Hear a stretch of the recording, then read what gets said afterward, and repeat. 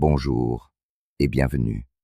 Profitez du contenu, abonnez-vous et activez les notifications. Le silence dans cette maison avait quelque chose d'étrange. Ce n'était pas seulement l'absence de bruit, c'était comme si l'air était devenu plus lourd, comme si les murs eux-mêmes observaient, immobiles, la trace invisible de ce qui avait disparu. Les couloirs, autrefois pleins de vie, s'étaient transformés en longs tunnels vides, où chaque pas résonnait comme un rappel de ce qui manquait. Chaque matin, Richard Miller les traversait avec ce nœud au ventre qu'il préférait ignorer. Avant, tout était animé. Les rires de ses enfants, qui rebondissaient du haut de l'escalier, les pas précipités montant et descendant, la musique qui s'échappait des chambres, les disputes légères à propos des devoirs, des jeux vidéo, du volume de la télévision ou de la voiture pour le week-end. La maison vibrait de voix, de mouvement, de vie. Et puis un jour, tout s'est évanoui, comme de la fumée. Les enfants ont grandi, comme il fallait s'y attendre, et sont partis, l'un après l'autre. Rachel d'abord, puis Scott, et enfin le plus jeune, Jeremy. Chaque départ apportait son lot de valises près de la porte, de longs câlins et de sourires forcés. Ces sourires que les parents inventent pour dissimuler une fissure intérieure. Richard était convaincu d'être prêt. Il se voyait homme rationnel, lucide, capable de résoudre les problèmes, pas quelqu'un qui pleure seul dans la salle de bain. Mais quelque chose s'est brisé au moment précis où Jeremy lui a dit « Prends soin de toi, papa », avant de s'engouffrer dans la voiture et de disparaître au bout de la route, les yeux brillants d'avenir et de rêve. Cette phrase, si simple, pesa lourd dans sa mémoire. Pour la première fois depuis longtemps, Richard comprenait qu'il devait, lui aussi, être pris en charge, et il ne savait pas par où commencer. Alors, il fit ce qu'il savait le mieux, se plonger dans le travail. Miller Concrete vivait ses plus belles années. La petite entreprise démarrée avec 2 camions et une poignée d'ouvriers obtenait désormais des contrats de plusieurs millions dans différents États. Richard connaissait les bons interlocuteurs, négociait en expert. Il accueillait avec soulagement chaque appel et chaque email. Tout était bon à prendre, pour ne pas penser. Vanessa, son épouse depuis presque 30 ans, semblait partager ce rythme effréné. Cadre dans la publicité, elle enchaînait réunions et appels, toujours connectée. Il lui arrivait de l'observer à distance, déambulant dans le salon, téléphone collé à l'oreille, regard rivé sur un tableau Excel, et de se demander si elle se sentait aussi perdue que lui. Mais il ne posait jamais la question. Ils n'étaient pas ce genre de couple qui parle de ses états d'âme. Leur mariage reposait sur le respect, une coopération solide et une forme de prévisibilité. Pas de grandes démonstrations romantiques, mais ça fonctionnait. Enfin, Richard le croyait. Le silence qui régnait désormais lui semblait, au départ, naturel. Une nouvelle étape, comme beaucoup de couples en traversent avant de continuer leur chemin. Pourtant, au fil des jours, une gêne étrange s'installait. Ce qui avait été un refuge sûr devenait une cage. Ses journées étaient réglées comme du papier à musique. Petit déjeuner presque seul, Vanessa partit tôt. Travail, solutions à trouver. Retour, dîner souvent muet. Télé pour combler le temps jusqu'au sommeil. Un soir, pourtant, restait gravé dans sa mémoire. Il rentra plus tôt, chose rare. D'ordinaire, il prolongeait ses heures pour finir des rapports. Ce mardi-là, sans raison particulière, il quitta le bureau à 17 heures, passa au marché, acheta les ingrédients du plat préféré de Vanessa, poulet au citron, riz jasmin et légumes sautés. Sans être un cuisinier, il s'efforça de réussir. Il dressa la table pour 2, alluma même une bougie, geste oublié depuis des années. L'attente lui donna une nervosité qu'il ne connaissait plus. Chaque voiture passant dans la rue devenait, dans son esprit, celle de Vanessa. Lorsqu'elle ouvrit enfin la porte, Son cœur s'accéléra, mais tout alla trop vite. Elle ne remarqua pas la table dressée, ôtant ses chaussures, téléphone encore à l'oreille. Elle lança machinalement: « J'ai mangé au bureau, chérie, journée de folie », puis monta directement à l'étage. Richard resta là, devant les assiettes fumantes, la bougie vacillante et cette absence qui hurlait en silence. Ce qu'il ressentit, il n'aurait su le nommer. Ni colère, ni tristesse, juste une sorte de vide définitif, comme si quelque chose venait de s'éteindre. Il ne dit rien, ne se plaignit pas, et le lendemain ne parla même pas de ce dîner. Il rangeait tout en silence, comme il le faisait pour les choses qu'il ne savait pas gérer, se convainquant qu'elle était simplement fatiguée, que la vie était ainsi faite, que l'amour évoluait avec le temps, que les longs mariages traversaient des phases inévitables. Il choisit de croire ces vérités toutes faites, de ne pas creuser plus profond. Il s'accrochait à son emploi du temps, répondait aux emails, signait des contrats, planifiait des expansions. Pendant ce temps, le vide en lui ne cessait de grandir. Vanessa, elle, semblait de plus en plus distante. Leurs échanges se réduisaient à des croisements rapides dans la cuisine, à des conversations courtes dans le couloir, à des messages textuels qui ressemblaient plus à des rappels d'agenda qu'à des expressions d'affection. Richard réalisait qu'ils devenaient des étrangers, partageant le même lit et le même toit, mais non la même vie. Pourtant, il ne posait aucune question, ne créait aucune situation, ne s'ouvrait pas, en partie parce qu'il refusait de voir ce qui était devant lui, en partie parce qu'il croyait que si tout feignait la normalité assez longtemps, la normalité reviendrait peut-être. Mais ce qu'il ignorait, c'était que tandis qu'il s'efforçait de maintenir cette structure intacte, en faisant semblant que l'absence d'émotion n'était qu'une phase passagère, un engrenage silencieux avait déjà commencé à tourner, quelque chose d'invisible mais réel, irréversible. Et il allait bientôt voir tout ce qu'il pensait solide s'effondrer. Ce matin-là, il se réveilla avec une sensation différente, subtile, presque imperceptible, comme une brise avant l'orage.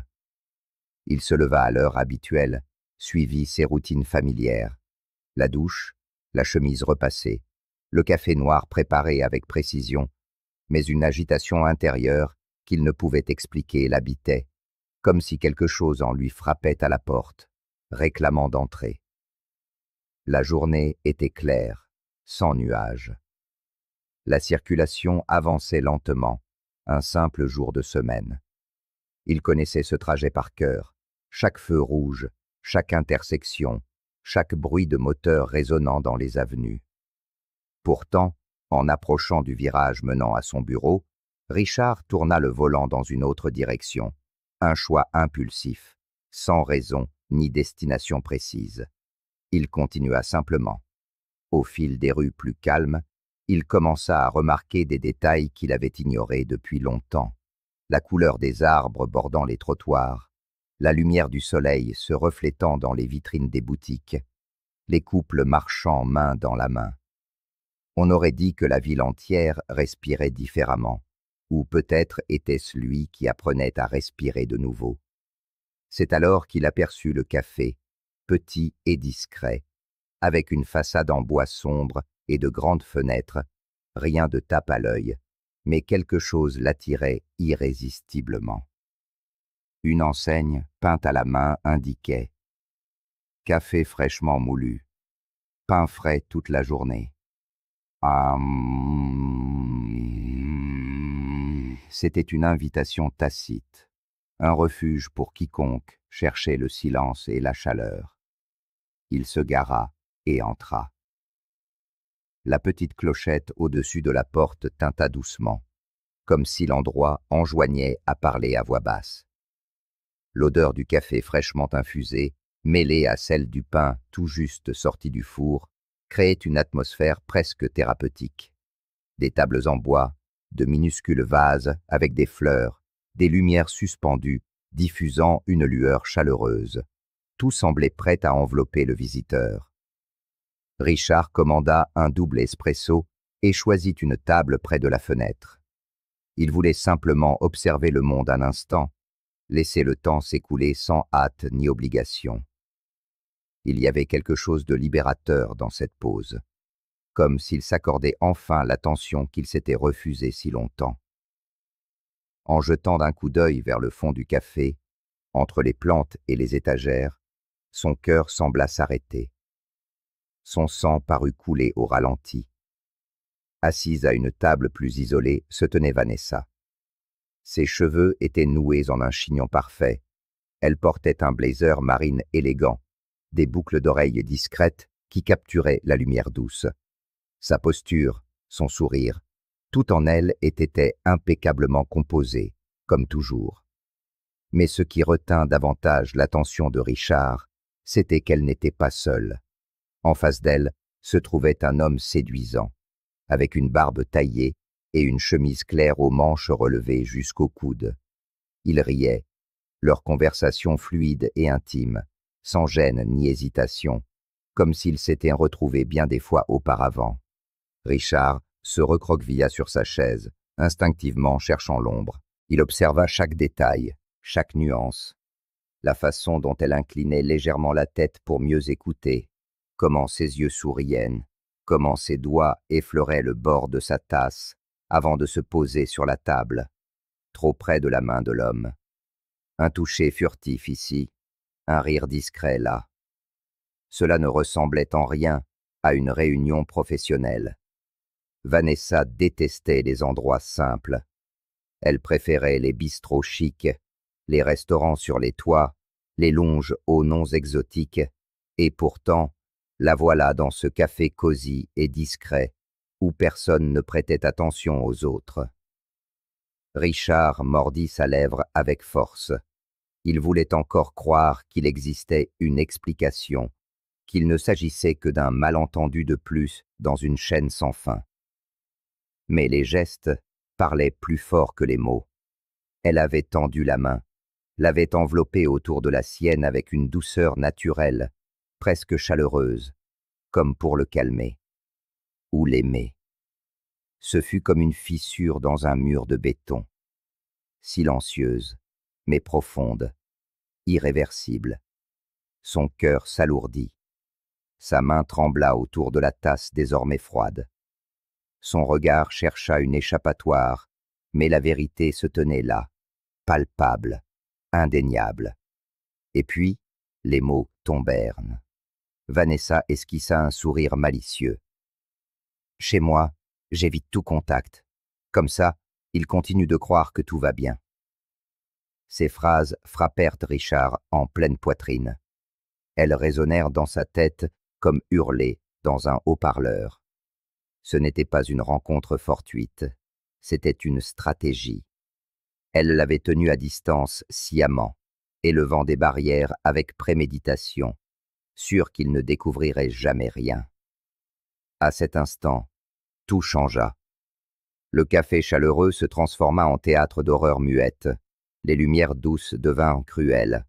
Les rires des autres clients semblaient se moquer de lui. Ses doutes se dissipèrent, remplacés par une certitude tranchante. Il demeura immobile, le visage impassible, mais intérieurement prêt à exploser. Chaque fibre de son être criait de réagir, de se lever, de les confronter. Pourtant, une voix plus profonde s'imposa. C'était à son tour de jouer. Personne ne savait de quoi Richard Miller était capable, une fois décidé à agir. Cette nuit-là, il dormit à peine. Le lit spacieux devint un champ de bataille envahi par des pensées incessantes. L'oreiller chauffait trop vite. Il le retournait, le replaçait, tentait de se détendre. Mais dès que ses yeux se fermaient, les images revenaient, gravées sur la rétine. Le sourire de Vanessa, sa main sur le bras d'un autre homme, ce regard intime, ces mots murmurés avec presque de la moquerie.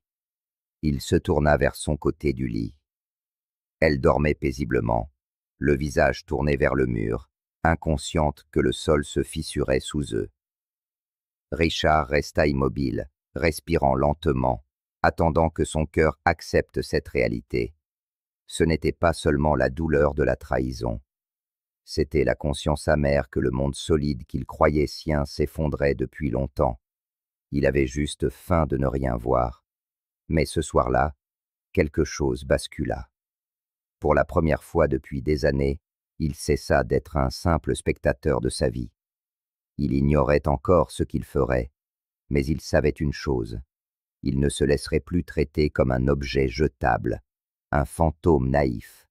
La douleur avait été le déclencheur, mais la force qui allait le porter venait d'ailleurs, l'amour de soi. Les jours suivants, Vanessa poursuivit sa routine. Mêmes horaires, mêmes excuses, même froideur maquillée en fatigue. Richard, lui, commença à changer. D'abord son emploi du temps. Il se levait plus tôt, petit déjeuner, avant qu'elle ne descende, puis sortait courir dans le quartier. Il n'avait pas couru depuis des années, mais ses premiers kilomètres, malgré les jambes lourdes et les poumons brûlants, lui rendirent une sensation oubliée. La liberté. La sueur sur son visage, le rythme régulier de ses pas sur l'asphalte, l'air froid dans ses poumons, tout semblait purifier non seulement son corps, mais aussi son esprit. Il courait comme pour fuir l'ancien lui, et peu à peu, cet homme-là restait derrière. Après la course, la douche chaude devint un rituel de renaissance. Le miroir lui renvoyait l'image d'un homme plus vif, plus déterminé. Ses traits fatigués s'effaçaient, laissant paraître une résolution nouvelle. Il se fit couper les cheveux, changea de garde-robe, ressortit des parfums oubliés dans un tiroir. En s'inscrivant à la salle de sport près du bureau, il ressentit d'abord la gêne de celui qui débute, mais cela ne l'arrêta pas. Chaque poids soulevé, chaque brûlure musculaire apportait une forme de thérapie. Chaque goutte de sueur sculptait non seulement son corps, mais aussi une identité nouvelle. Dans ce nouvel environnement, il croisa des gens bien différents de son cercle habituel. Parmi eux, une femme attira son attention sans effort. Un mercredi matin pluvieux, elle courait sur le tapis voisin, haletante, concentrée. Sur son visage, il lut quelque chose de familier. Non pas les traits, mais l'émotion dans ses yeux. Une fatigue émotionnelle profonde. Plus tard, ils se retrouvèrent dans l'espace musculation. Elle tenta de soulever un poids manifestement trop lourd. Il remarqua que son corps vacillait un instant. Sans réfléchir, il fit un pas en avant, stabilisa l'appareil et l'empêcha de perdre l'équilibre. « Merci », dit-elle en inspirant profondément, saisissant une serviette. « Je crois que vous avez pris plus que nécessaire », répondit-il avec un léger sourire. « Peut-être, mais les mauvais jours me donnent envie de distractions intenses. » Ces mots restèrent en lui toute la journée. C'était comme s'ils s'étaient reconnus l'un l'autre, sans besoin de s'expliquer. Elle s'appelait Charlotte, kinésithérapeute, mère d'un adolescent récemment divorcé. Au fil de brèves conversations, ils découvrirent de petites choses en commun. Le goût du jazz, l'amour des vieux livres, et cette habitude d'observer les gens comme s'ils étaient des personnages d'un roman. Charlotte avait une force tranquille, douce, mais avec une fermeté dans la voix. Richard sentait une douleur dissimulée sous ce calme. Un jour, sans chercher les détails, il lui confia que parfois, perdre quelque chose est le seul moyen de se retrouver soi-même. Elle le regarda droit dans les yeux et dit, avec une sincérité dénuée de tout drame, « Ce qui fait le plus mal, ce n'est pas la fin. C'est de comprendre que l'autre a menti si longtemps, alors que vous passiez votre temps à vous répéter que tout allait bien. » Ces mots le frappèrent profondément. Elle avait vécu la même chose. La différence. Elle avançait déjà sur le chemin de sa reconstruction.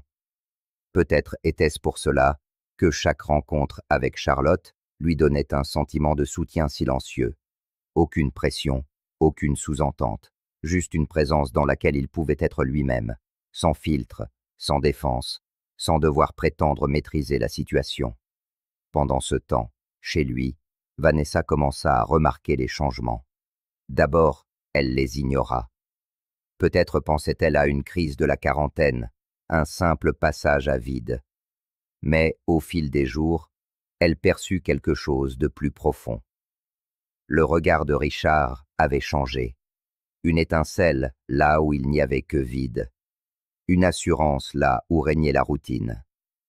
Elle se mit à l'observer plus attentivement, tentant de le dissimuler, mais il s'en rendit compte. Elle commença à poser des questions en apparence anodines. « Où vas-tu après le travail? Tu rencontres quelqu'un du bureau? Tu as un nouveau parfum ?» Il répondit calmement, restant vague, laissant à son imagination le soin de relier les points. Lors des dîners entre amis, Vanessa se mit à le toucher plus souvent, à rire à ses plaisanteries, à retrouver des gestes perdus depuis des années. Mais tout semblait mécanique, comme une pièce jouée à la dernière minute par quelqu'un qui réalise soudain qu'elle perd le contrôle du récit. Richard n'était pas influencé. Quelque chose de plus fort guidait désormais ses pas. Il ne cherchait plus de réponse dans ses gestes, il n'en avait plus besoin. Il avait trouvé mieux, la capacité de se valoriser, de reprendre ses désirs, de soigner ce qu'il avait négligé trop longtemps. Et dans cette reconstruction silencieuse, un nouvel homme émergeait, plus léger, plus fort, plus conscient, et, surtout, plus prêt. Car tandis que Vanessa s'empêtrait dans ses propres mensonges, Richard avançait vers la vérité, prêt à prouver qu'il est dangereux de sous-estimer un homme silencieux. Ce soir-là n'avait rien d'exceptionnel. Pas de date particulière, pas d'anniversaire, aucune raison apparente. Juste un mercredi banal qui aurait pu passer inaperçu. Vanessa rentra vers 19h, comme à l'accoutumée. Elle ôta ses chaussures à l'entrée, posa son sac sur la console et se dirigea vers la cuisine pour se servir un verre de vin. Elle était si habituée à la routine et à la prévisibilité de Richard que, dans un premier temps, elle ne vit pas les changements qu'il avait soigneusement mis en place. La table à manger était dressée avec une élégance oubliée. Serviettes en tissu, couverts parfaitement alignés, une bouteille de vin de la cave, habituellement réservée aux grandes occasions. Un simple bouquet, discret mais choisi avec soin, trônait au centre. Un geste qui révélait l'intention.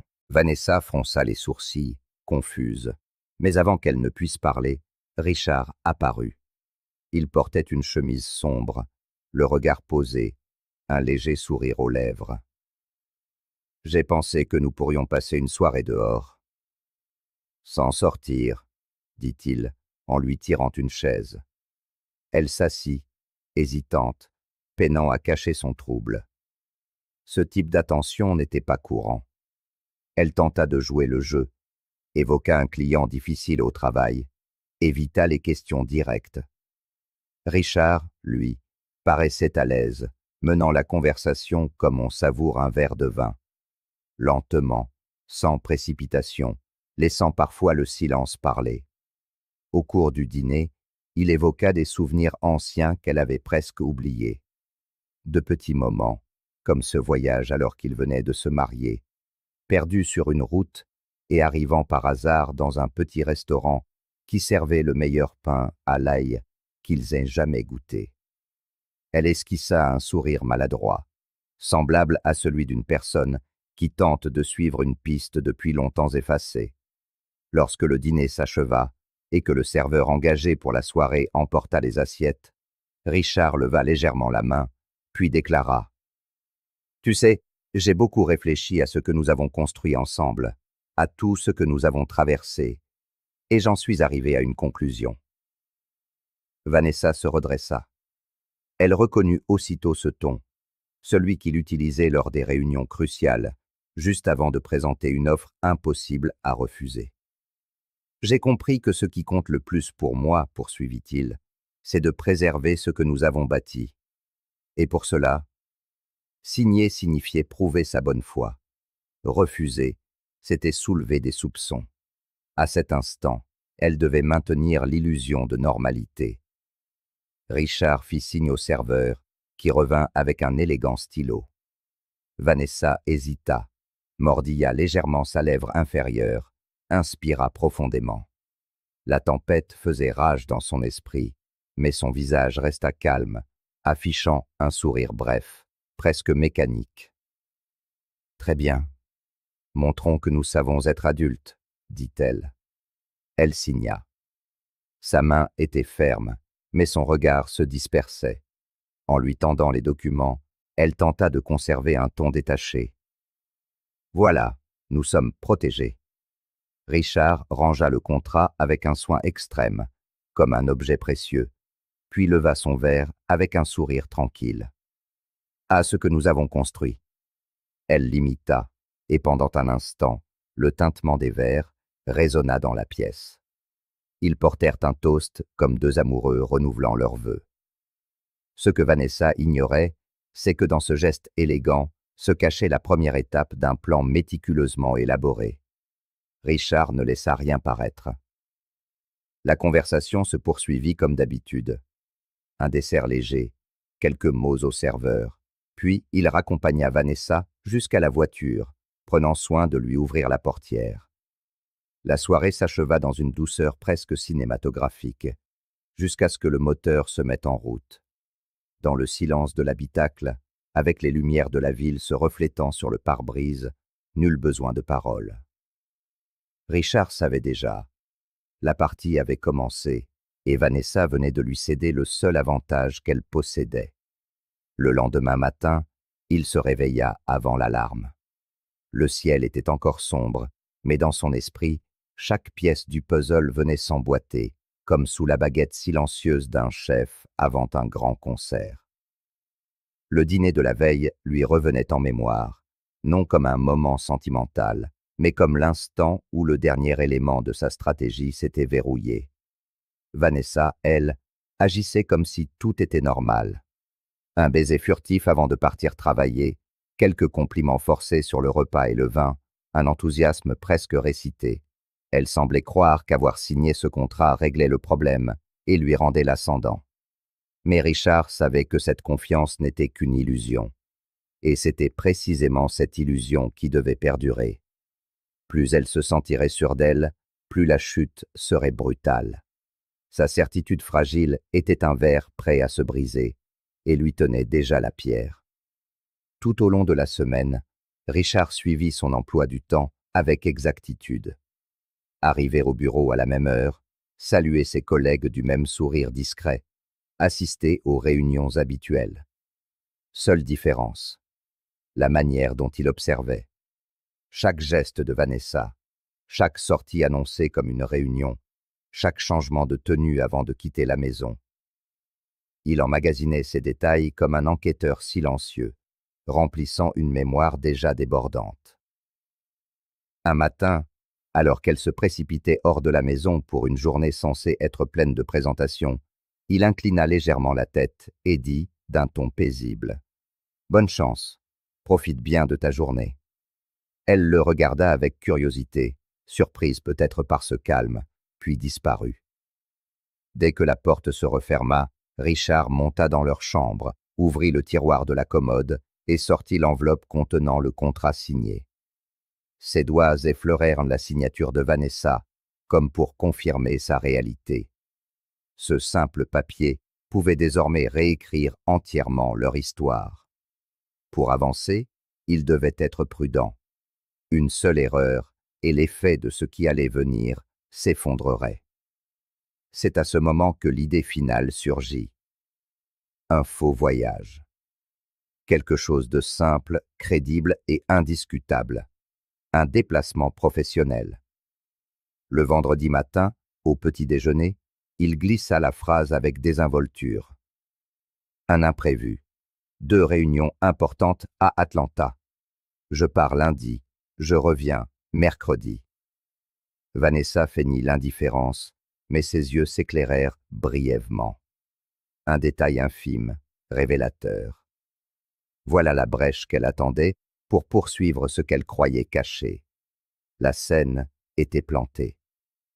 Dimanche soir, Richard rangea soigneusement sa valise, posa son attaché-case en cuir à côté et laissa un billet d'avion imprimé sur la table. Vanessa lui souhaita un bon voyage d'un ton léger, déposa un baiser qui, pour un observateur extérieur, aurait semblé banal. Mais pour Richard, il avait le goût amer du mensonge. Le lendemain matin, il partit à l'heure convenue, roula jusqu'à une rue discrète, se gara entre deux fourgons et attendit. Le moteur était coupé, une brise légère effleurait le pare-brise, ses pensées cognaient contre ses tempes. Il savait que, désormais, il n'y avait plus de retour possible. Ici et maintenant, leur destinée se jouait.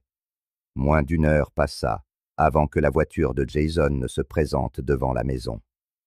Richard observa la scène, comme s'il déroulait un texte qu'il connaissait déjà par cœur. Jason sortit avec assurance, vêtu d'un polo sombre et d'un jean ajusté, tenant ce qui semblait être une bouteille de vin. Ses pas étaient décidés, son regard furtif balayant les alentours par réflexe. Il sonna. Vanessa apparut presque aussitôt, cheveux lâchés, maquillage discret, robe courte, et ce sourire que Richard n'avait plus vu depuis des années. Elle l'invita vivement à entrer, refermant la porte comme on enferme un secret précieux. Richard ferma les yeux, non pas par douleur ou colère, mais pour se concentrer sur ce qui venait. Il prit son téléphone et fit 2 appels. Le premier à son avocat, prêt à agir. Le second à Brooke, l'épouse de Jason, rencontrée récemment grâce à un contact professionnel. Une seule conversation avait suffi pour que tout devienne limpide.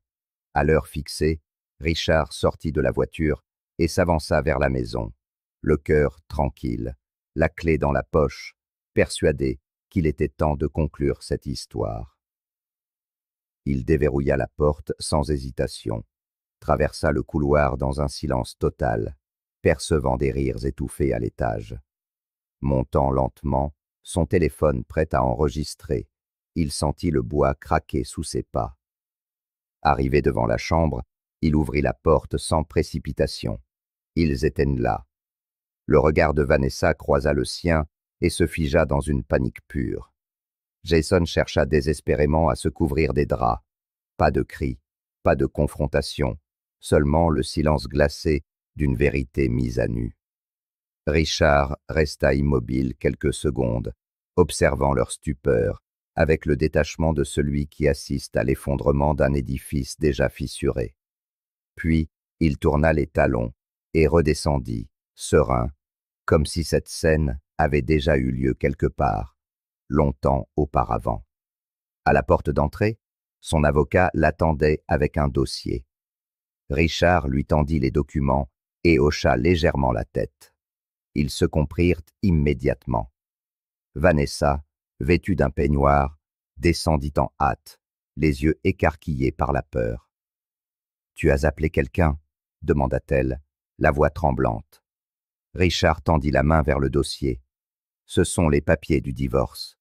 Et puisque tu as signé ce contrat, tout ce que nous possédions m'appartient désormais. » Elle resta figée, incapable de bouger, son souffle court, le regard allant des documents à son visage. Les mots lui manquaient. Alors Brooke apparut sur le seuil, calme, une clé dans la main, avec la dignité de celle qui connaît sa valeur. Son regard se posa sur Jason, qui descendait derrière Vanessa, visiblement perdu face à l'engrenage des événements. Brooke inspira profondément. « Je me doutais. Maintenant, j'en suis sûr. » Jason leva les mains, cherchant à sauver les apparences, mais Brooke l'interrompit en laissant tomber la clé au sol. « Passe à la maison juste pour récupérer tes affaires. Tu as perdu bien plus que tu crois. » Elle se détourna et s'éloigna vers sa voiture sans un regard en arrière. Vanessa, livide, tenta de s'approcher de Richard, murmurant une excuse maladroite, mais il ne broncha pas. Il remit le dossier à son avocat, puis déclara d'une voix calme. « Occupez-vous du reste, et par faveur, laissez-lui 1 heure pour quitter ma maison. » Sans se retourner, il franchit la porte et marcha vers sa voiture d'un pas léger et sûr. Le poids qu'il portait depuis si longtemps s'était enfin dissipé. Sur le trottoir, alors que le vent glissait entre les arbres, Richard Miller respira profondément, ouvrit la portière s'installa derrière le volant, démarra et s'éloigna. Pas de précipitation, pas de peur, plus aucun mensonge. Seulement la paix, la vraie, celle qui naît lorsque la vérité finit par trouver sa voie. La nuit tomba sur la ville comme une couverture lourde. Dehors, les enseignes au néon projetaient leurs éclats rouges et bleus à travers la fenêtre de la chambre d'hôtel, comme si elles annonçaient une tragédie. Vanessa était assise sur le bord du lit, le regard perdu, les mains jointes sur ses genoux tremblants. Jason arpentait la pièce, les doigts crispés sur sa tête, enfermé dans sa propre culpabilité. Aucun d'eux ne trouvait le sommeil. « J'ai tout perdu », murmura-t-elle, à peine audible, comme si elle ne s'adressait qu'à elle-même. Jason s'arrêta, se retourna lentement vers elle. « Tout ? Mais tu es millionnaire, Vanessa. Tu as une entreprise, une maison, des voitures. Comment pourrais-tu tout perdre ?» Ses yeux, voilés de larmes, se levèrent vers lui. Sa voix se fit lourde, frémissante. « Il y a quelques jours, Richard m'a fait signer un document. Ça me semblait symbolique, presque dérisoire. Une histoire de confiance. Si je le trompais, je renonçais à tout ce que nous avions construit. J'ai signé. » Sa voix se brisa. « J'ai simplement signé. » Jason resta figé, stupéfait. « Comment as-tu pu signer quelque chose d'aussi sérieux sans le lire, sans réfléchir ?» Je croyais à un geste d'apaisement de sa part. Richard a toujours été calme, mesuré. Je pensais qu'il cherchait à sauver notre mariage. Je croyais encore maîtriser la situation. Elle enfouit son visage dans ses mains, comme pour échapper à un cauchemar. « Mon Dieu, et mes enfants? Comment leur expliquer que j'ai tout perdu à cause d'un choix stupide ?» Jason soupira et s'enfonça dans le fauteuil, impuissant. Les mots semblaient inutiles. Rien ne pouvait réparer ce qui était brisé. La vérité était là, irrévocable. Pendant ce temps, ailleurs en ville, le téléphone de Richard vibrait sur une table de nuit. Il se trouvait dans un hôtel discret, décidé à laisser passer un peu de temps pour que chacun digère la situation. Il décrocha, serein. « Oui, allô ?» La voix nette de son avocat répondit. « Monsieur Miller, elle a déjà quitté la propriété. Tout est se régler. Vous pouvez rentrer quand vous voulez. » Richard jeta un coup d'œil à l'horloge, inspira profondément, remercia et raccrocha. Il enfila sa veste, ajusta le col de sa chemise et quitta la chambre d'un pas assuré. Le trajet de retour fut silencieux. Pas de radio. La voiture glissait dans les rues, comme si le monde ralentissait pour suivre son rythme. Lorsqu'il tourna dans sa rue, la maison se dessinait au loin, imposante, mais différente. Pour la première fois depuis longtemps, elle semblait vraiment lui appartenir. Il gara la voiture, coupa le moteur et resta un instant immobile, observant la façade. Puis il sortit, ouvrit le portail, traversa la cour et inséra la clé dans la serrure, ressentant à la fois le soulagement et la clôture définitive. À l'intérieur, tout était silencieux, ordonné, libéré de la présence qui pesait sur lui depuis trop longtemps. Il déambula dans le salon, la cuisine, caressa le dossier du canapé. Chaque objet semblait avoir repris sa place légitime. La maison retrouvait son rôle de refuge, et non plus de théâtre de mensonges. Montant à l'étage, il se changea, puis s'installa dans le fauteuil près de la fenêtre. Le ciel était clair. Un vent doux faisait frissonner les arbres de la rue. Il prit son téléphone, hésita un instant, puis appela. « Rachel, tout va bien ?» La voix de sa fille, empreinte d'inquiétude, répondit. « Oui. Papa, il s'est passé quelque chose ?»« Oui. Je dois te dire la vérité, sans détour. » Il raconta tout. Calme, sans haine ni colère, il expliqua les choix malheureux de Vanessa, sa découverte, la manière dont il avait géré la situation avec lucidité, plutôt qu'avec violence. Il parla du contrat, des enjeux et des raisons de son geste. De l'autre côté du fil, Un silence, puis sa respiration.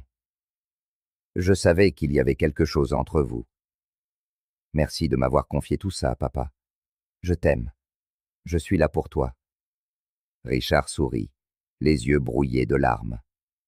Après avoir raccroché, il appela Scott, puis Jeremy, partageant la même conversation honnête, douloureuse, mais libératrice.